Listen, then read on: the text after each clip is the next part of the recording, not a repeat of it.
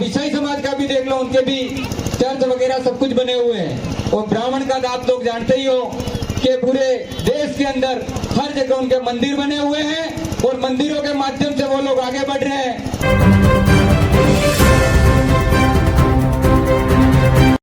Library के उद्घाटन समारोह में गांवों गांवों से आए हुए मेरे वडील साथी, माता बहने, सांसद महोदय और विधायक प्रत्याशी, आज एक बड़ी दक्षिण राजस्थान के लिए खुशी की बात है कि हमारे गोगलापाल के जो सरपंच साहब हैं, तो एक सरकार ने कहा था कि हर पंचायत में लाइब्रेरी खोली जाएगी। उस आधार पे सबसे पहले यहाँ के स्थानीय सरपंच साहब ने दक्षिण राजस्थान का एक मॉडल स्थापित करते हुए लाइब्रेरी की स्थापना की, इसलिए इनको धन्यवाद देते हैं। और हम देखते हैं कि आज तक कई सालों से 1996 के बाद से हम देखते हैं भाई हमारे शेड्यूल एरिया के अंदर जो सरपंच हुआ करते थे वो ट्राइबल ही होते थे, इनके अलावा दूसरे होते थे नहीं। पर किसी सरपंच को हम ये नहीं कह रहे हैं भाई कोई पूर्व सरपंच भी बैठे हैं या सरपंच भी होंगे, आपको हम नहीं कह रहे, पर बात यह है कि इतने समय से किसी के समझ में नहीं आया कि युवाओं को क्या जरूरत है। आज इस क्षेत्र को शिक्षा की जरूरत है थी। जब शिक्षा का स्तर मजबूत होगा तो हम आगे बढ़ पाएंगे।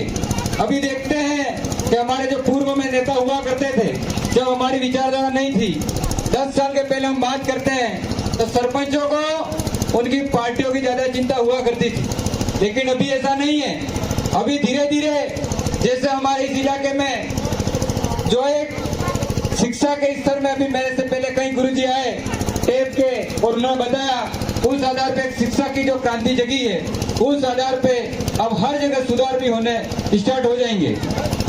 हम देखते हैं कि भाई दूसरे समाज को देख लो, आप मुस्लिम समाज को देखोगे, उनके मदरसे बने हुए हैं, उनका बच्चा होता है वो मदरसे में जाता है और उनकी क्या शिक्षा देनी है, क्या है क्या नहीं है, वो सब वहाँ पे बताया जाता है।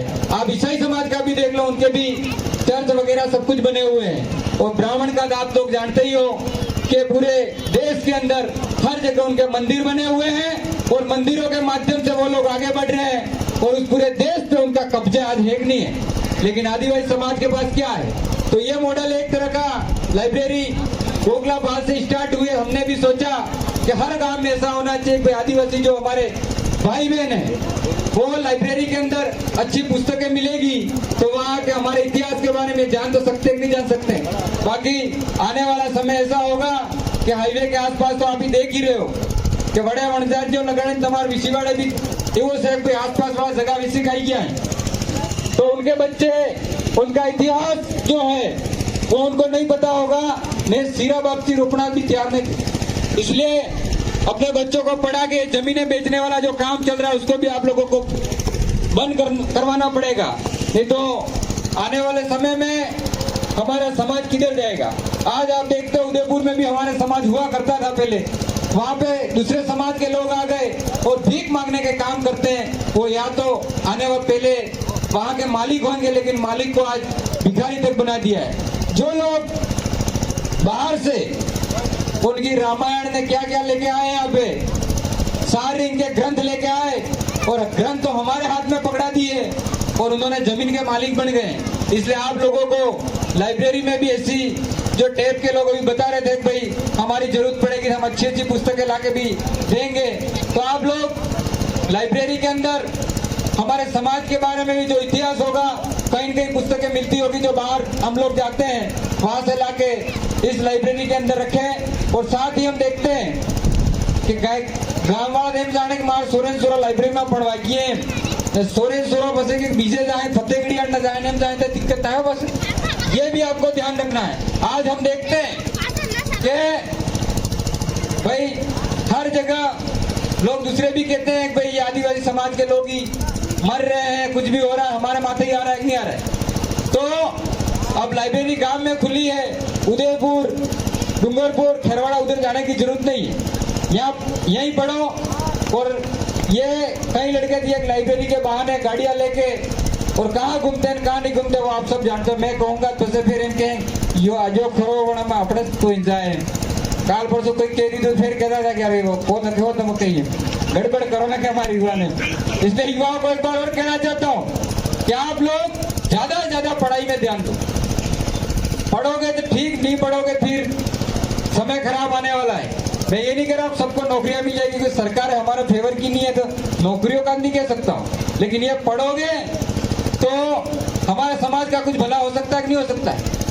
नहीं पढ़ोगे तो वो मन्नालाल और ये चालू हो गए हैं कि ये पाठा मारने वाले हैं, ये तो ऐसा आरोप लगते रहेंगे। इसलिए हाईवे के आसपास कोई दूसरे भाई भी जा रहे हो, ऐसा आपको कहीं गांव में कोई पता लगता है कि ये लोग बदमाश हैं, उनसे भी जाओ मिलो और मिल के बात करो।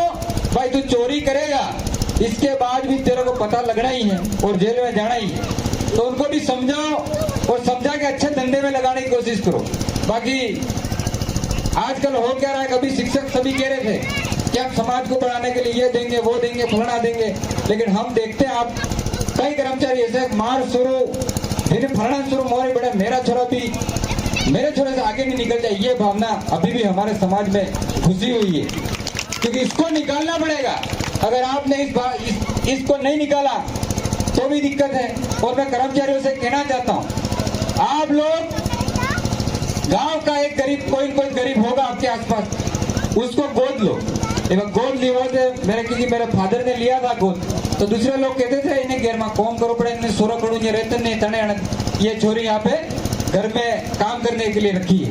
लेकिन आप उसके साथ भी अगर आप रख रहे हो अपने घर पे तो उसके साथ कोई भेदभाव मत करना, उसको भी जैसे आपके बच्चे को रख रहे हो उस तरह से उसको भी ट्रेनिंग करके फिर छोड़ देना, तो तब हमारे समाज का कल्याण हो सकता है। बाकी आप लोग दूसरे का भाई का बच्चा MBBS कर रहा है और मेरा बच्चा नहीं कर रहा है, इस तरह की भावना रखोगे तो कुछ नहीं होगा। और साथ ही में मेरी अभी छोटी बहनें भी है, भाई भी बैठे हुए, अगर तुम्हारे काको ने बाबो कहीं कहता है कि सूरी तो गलत जा है तो આપણે સમજવું પડે હા અમાર બાબો એક માણસા ભેગ કરો બી સહી કઈ, પણ આજકાલ તો હોતા કે આઈ પક્ષ લઈ લી બસ આપણે કઈ કહેવા છે કે ફલાણા તાર સુરેન્દ્ર તઈ डीटू है, तो ये गड़बड़ी हो रही है, इसको हमको सुधारना पड़ेगा। और आप लोग देख रहे हो हमारे समाज में, क्योंकि शिक्षा की बात कर रहे हैं इसलिए साथ साथ हम कहना भी चाहते हैं समाज में कि छोटी छोटी बच्चियां और छोटे छोटे भाई 10वीं 12वीं हुई नहीं पसंद नातरे जाते रही, ये भी गलत हो रहा है कि नहीं हो रहा है।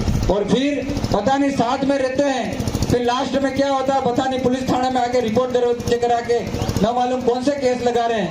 और कई ऐसे युवा इस दक्षिण राजस्थान के हमारे इस एरिया के थानों में बंद हैं, वो लड़की लड़का रजामंदी से साथ में रह रहे हैं, इसके बाद भी ऐसे केस बन रहे हैं। तो उसमें भी આપણે जी पहले बाप दादा ने ग्राम सभा थी, इस ग्राम सभा के माध्यम से गोड़ में निपटतो तो थी આપણે निपटવું પડે।